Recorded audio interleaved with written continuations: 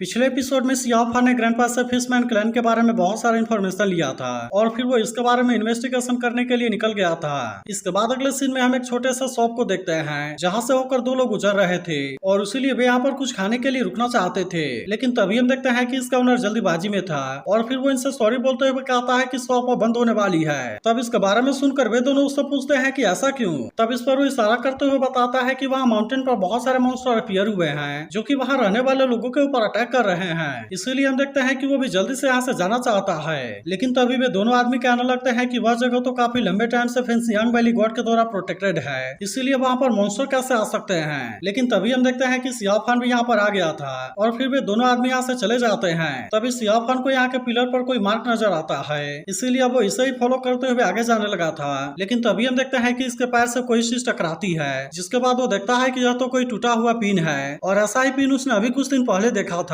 जिसके वजह से वो सोचने लगता है कि कहीं किलर किसी परेशानी में तो नहीं आ गया। इसके बाद अगले सीन में हम फेंसियांग वैली का सीन देखते हैं जो कि दिखने में बहुत ही ज्यादा ब्यूटीफुल लग रहा था। तभी हम देखते हैं कि वहाँ पर ली भी आ जाता है, जिससे देखते हैं सभी उसे ग्रीट करने लगते हैं। इसके बाद हम देखते हैं कि वो अपने एक जूनियर से बात करने आता है, जहाँ से वे दोनों एक दूसरे जगह की तरफ देखने लगे थे और ली पूछता है कि मास्टर सेंगुआन फिर से डेविल के साथ में पूछताछ कर रहे हैं। तब इस पर वो जूनियर से बताता है कि हाँ। इसके बाद अगले सीन में हम उसी जगह का सीन देखते हैं जहाँ पर कि नीचे से कोई पावर बाहर आ रही थी और वहाँ पर कोई कह रहा था कि तुम तो 300 साल के बाद भी उतने ही जिद्दी हो, लेकिन मुझे लगता है कि तुम्हें इसके बारे में पहले ही बता देना चाहिए था ताकि इस तरह से तुम्हें मिलने वाली पनिशमेंट कम हो जाती। तभी हम देखते हैं कि सियाफान भी फेंसियांग वैली में जाने के लिए सोचने लगा था, लेकिन फिर वो कहने लगता है कि शायद वहाँ पर उसका अकेले जाना सही नहीं होगा, क्योंकि अगर फेंसियांग वैली को इसके बारे में पता चल गया तब इस तरह से वो तो इसके बारे में ज्यादा कुछ नहीं कर पाएगा। लेकिन तभी हम देखते हैं कि उसे अपने सामने कोई भागता हुआ दिखाई देता है, इसीलिए सियाफान ने भी उसे फॉलो करने का डिसाइड कर लिया था और हम देखते हैं कि वो भी इसके पीछे पीछे जाने लगता है। इसके बाद हम देखते हैं कि वो एक पुराने से जगह पर आ गया था जहाँ पर कोई कह रहा होता है कि हम तो ट्रेजर को पाने में भी फेल हो गए और इसके अलावा हमने वहाँ पर अपने बहुत सारे आर्मी को भी खो दिया, जिसके बाद हमें पता चलता है कि वो असल में कोई और नहीं बल्कि फिश ह्यूमन क्लैन के लोग हैं। इसीलिए अब इसके बारे में जानकर सियाफान भी इस बात से काफी परेशान हो गया था और फिर वो सोचने लगता है कि आखिरकार इनके साथ में और कौन है। तभी इनमें से सीनियर कहने लगता है कि हमने शुरुआत में केवल स्काई किंग डेथ स्टोन के लोकेशन के बारे में रिवील करने का एग्रीमेंट किया था, जो कि सच में स्काई किंग के ट्रेजर वेयर हाउस में लोकेटेड है, लेकिन क्या इसके बाद भी तुम्हारे पास में इतनी एबिलिटी नहीं है कि तुम इसे हासिल कर सके। वहीं अब इसके बारे में सुनकर सियाफान भी इस बात से परेशान हो गया था और वो लिटिल मंकी से कहता है कि तुमने जो खाया था कहीं वे लोग उसी के बारे में तो बात नहीं कर रहे। तभी एक फिशमैन कहने लगता है कि क्लैन मास्टर ने कहा था कि डेथ मार्स वाले एरिया में बहुत ही कम कोई एंटर करता है, लेकिन इस बार तो अचानक से वहाँ पर बहुत सारे कल्टीवेटर आ गए, इसीलिए यह बात क्लियर है कि इन्फॉर्मेशन लीक हुई है। तभी हम देखते हैं कि सियाफान फिश मॉन्स्टर से बात कर रहे दोनों लोगों के कपड़े के ऊपर ध्यान देता है और फिर इनके पैटर्न से समझ आता है कि ये तो असल में फेंसियांग वैली के लोग हैं। तभी हम देखते हैं कि उसमें से जूनियर वाला अपने सीनियर को अंकल मास्टर कहता है, जो फिश मॉन्स्टर से कहता है तुम अपने मास्टर को बता देना कि ट्रेजर अपीयर हुआ है और इसीलिए बाकी कल्टीवेटर को भी इसके न्यूज के बारे में पता चल गया है, जिसका वजह से यह चीज बिल्कुल भी हमारे कंट्रोल में नहीं है। वहीं सियाफान समझ जाता है कि अंकल मास्टर जरूर ही फेंसियांग वैली का कोई एल्डर होगा, जिसके बाद उसके साथ वाला आदमी कहने लगता है कि क्लैन मास्टर ने कहा था कि डेथ स्टोन बहुत ही जरूरी है, इसीलिए अगर इस बार वे खाली हाथ यहाँ से वापस गए तो अब इसके वजह से किंग बहुत ही ज्यादा गुस्सा हो जाएंगे। फिर आगे बताता है कि वे हमसे चाहते हैं कि हम डेथ स्टोन के लोकेशन के बारे में जल्दी से पता लगाएं। तब इसके बारे में जानकर अंकल मास्टर भी इसके लिए मान गया था और कहता है कि डेथ स्टोन के लोकेशन के बारे में पता लगाने की जिम्मेदारी हमारे ऊपर छोड़ दो और फिर 3 दिन के बाद हम इसके बारे में कोई जवाब देंगे। जिसके बाद हम देखते हैं कि वे फिशमैन भी इसके लिए मान गए थे और कहते हैं कि 3 दिन के बाद हम फिर से यहीं पर मिलेंगे। तभी अंकल मास्टर अपने आदमी से कहता है कि मैंने तुम्हें 3 साल के लिए उनके बीच में छोड़ दिया और मैं समझ सकता हूँ कि यह चीज तुम्हारे लिए काफी मुश्किल होगा। तब इस पर आदमी कहता है कि मुझे आपसे और वैली मास्टर से बहुत ही ज्यादा हेल्प मिला और इसीलिए मैं आने वाले समय में इसकी कीमत जरूर चुका दूंगा। तब इसके बारे में सुनकर सियाफान सोचने लगता है कि क्या वैली मास्टर भी इनके साथ में मिला हुआ है। वहीं अंकल मास्टर कहने लगता है कि मेरा दिल बहुत ही बड़ा है, जबकि अगर मेरे जगह सिंगवान होता तो बहुत बड़ी प्रॉब्लम हो जाती। तब इसके बारे में सुनकर सियाफान सोचने लगता है कि अगर वैली मास्टर भी इसमें शामिल है तब तो ऐसा लगता है कि फेंसियांग वैली में जरूर ही कोई इशू है। लेकिन तभी एक पत्थर के गिरने की वजह से यहाँ पर आवाज हो जाती है, जिसके बारे में सुनते ही अंकल मास्टर तुरंत अपने पावर का यूज करके अटैक करने की कोशिश करता है, लेकिन हम देखते हैं कि उसे यहाँ पर कोई भी नजर नहीं आता।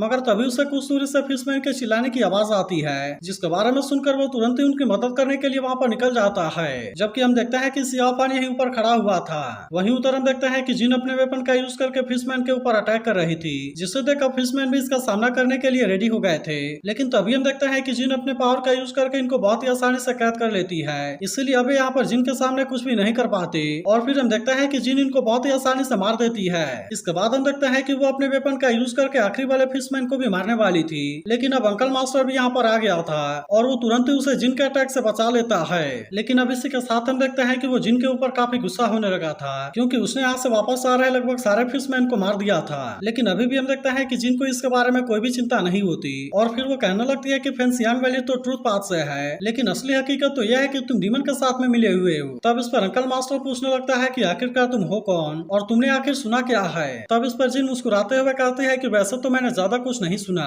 लेकिन अभी भी बहुत सारी चीजें हैं जिसके बारे में मैं तुमसे पूछना चाहती हूँ। अब इतनी बात कहने के बाद हम देखते हैं कि वो अपने पावर का यूज करके अटैक करने के लिए रेडी हो गई थी, जिससे देख अब अंकल मास्टर भी इसका सामना करने के लिए रेडी हो गया था और इसीलिए वो भी अपने पावर का यूज करके जिन के ऊपर अटैक करना शुरू कर देता है। लेकिन अभी भी हम देखते हैं कि जिन खुद को इसके अटैक से बचा लेती है और वो फिर से अपने वेपन का यूज करके आखिरी वाले फिशमैन को मारने वाली थी, लेकिन तभी हम देखते हैं कि अंकल मास्टर सही समय पर आकर इसके अटैक को रोक देता है। इसलिए जिन इस बार भी अपने अटैक से उसका कुछ नहीं कर पाती और फिर हम देखते हैं कि अंकल मास्टर अपने पावर का यूज करके इसके ऊपर अटैक करने लगा था। लेकिन हम देखते हैं कि जिन भी अंकल मास्टर से बिल्कुल कम नहीं होती और वो अभी भी इसके हर एक अटैक से खुद को बहुत ही आसानी से बचा लेती है। इसके बाद हम देखते हैं कि वह फिर से अंकल मास्टर के साथ में फाइट करने लगती है, जबकि वहीं फिशमैन मौका पाकर अपनी जान बचाकर वहां से भागने लगा था। लेकिन तभी हम देखते हैं कि सियाफान भी यहीं पर छुपा हुआ था और इसीलिए वो तुरंत अपने पावर का यूज करके उसे पकड़ लेता है। तब इसे देख अंकल मास्टर इसे बचाने के लिए कोशिश करता है, लेकिन इसी समय जिन भी इसके ऊपर अटैक करने के लिए आ गई थी और इसीलिए सियाफान फिशमैन को इन दोनों के अटैक के बीच में ला देता है।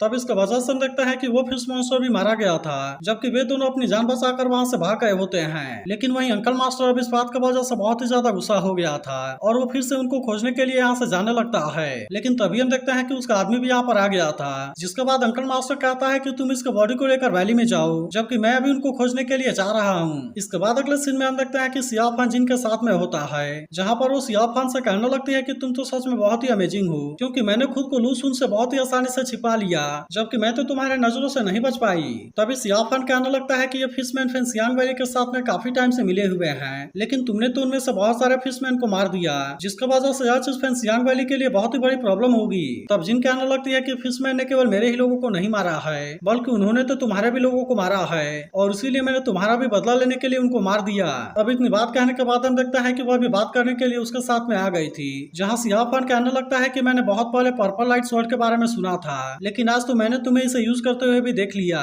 और इसीलिए यह तो सच में बहुत ही ज्यादा पावरफुल है। तब इस पर जिन कहने लगती है कि तुम्हारा मैजिक वेपन सोल ईटर तो बहुत ही ज्यादा पावरफुल है, क्योंकि उसके पास में ब्लड ईटिंग पर्ल और सोल डिस्ट्रॉइंग स्टाफ दोनों है। अब इसीलिए वो कहने लगती है कि इसके सामने तो मेरा पर्पल लाइट स्वॉर्ड कुछ भी नहीं है। लेकिन तभी सियाफान उससे काम की बातें करने लगता है और फिर उससे पूछता है कि क्या तुम्हें यहाँ पर फिशमैन के बारे में इन्वेस्टिगेशन करने के लिए आई हो। तब इस पर जिन कहने लगती है कि हाँ तुमने सही समझा और मैंने तो कभी सोचा भी नहीं था कि फेंसियांग वैली भी इसमें शामिल होगा। तब इस पर सियाफान उससे पूछता है कि तुम्हारा अगला प्लान क्या है, जिसके बाद जिन कहने लगती है कि अभी तुमने मेरी मदद की और इसीलिए इसका मतलब है कि तुम भी फेंसियांग वैली में इंटरेस्टेड हो। और फिर वो कहने लगती है कि फेंसियांग वैली इतने टाइम से साउथर्न पास को प्रोटेक्ट कर रहा है, जो कि असल में घने जंगलों के बीच में लोकेटेड है। इसीलिए मुझे लगता है कि अगर तुम इसके बारे में इन्वेस्टिगेट करना चाहते हो तो अकेले ऐसा कर पाना बहुत ही मुश्किल होगा। तब इसके बारे में सुनकर सियाफान कुछ देर के लिए सोचता है और फिर वो जिन से पूछता है क्या तुम्हारे कहने का मतलब है कि हम एक साथ में मिलकर काम करें। तब इस पर जिन कहती है कि मैं तुम्हारे साथ वहाँ पर जाने के लिए रेडी हूँ, लेकिन इसके पहले तुम्हें मुझसे एक चीज के बारे में प्रॉमिस करना होगा,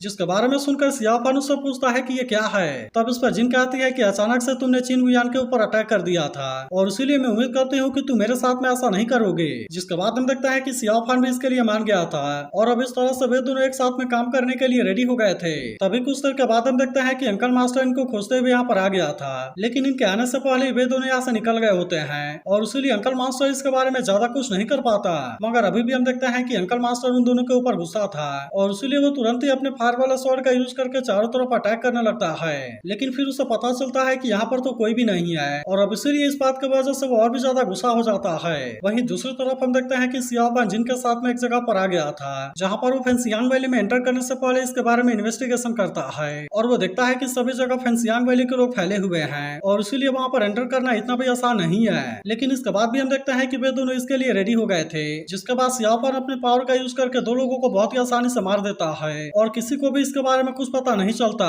वहीं हम देखते हैं कि जिन भी इसके साथ में अंदर की तरफ जाने लगी थी और वो भी अपने पावर का यूज करके फेंसियांग वैली के लोगों को मारने लगती है। लेकिन हम देखते हैं कि वे इनको अपने बारे में पता नहीं चलने देना चाहते थे, इसीलिए वे इनके नजरों से बचते हुए आगे की तरफ जाने लगे थे, जिसकी वजह से कि इनके बारे में किसी को भी पता नहीं चलता। तभी हम देखते हैं कि कुछ लोगों को अपने पीछे कोई हलचल दिखाई देती है, लेकिन उसी समय अचानक से जिन ने अपने पावर का यूज करके इनको मार दिया था। और तभी हम देखते हैं कि सियाओफान सही समय पर आकर उसके सामने वाले दोनों लोगों को भी मार देता है। अब इसी तरह से हम देखते हैं कि वे दोनों आगे बढ़ते हुए काफी दूर आ गए थे और अभी तक भी इनके बारे में किसी को कुछ पता नहीं चला था। लेकिन तभी हम देखते हैं कि सियाओफान जैसे ही वहां से आगे बढ़ता है, तब वहां पर लगे हुए पावर की वजह से सभी अलर्ट सिस्टम एक्टिवेट हो जाते हैं और अब सभी को पता चल गया था कि यहाँ पर कोई एंटर हुआ है। तो क्या आपको लगता है कि सियाओफान फेंगशियांग वैली के लोगों के हाथों से बच पाएगा? इसके बारे में कमेंट करके जरूर बताना। और अगर आप इसके अगले एपिसोड के लिए भी एक्साइटेड हो तो इसके बारे में भी कमेंट करके जरूर बताना।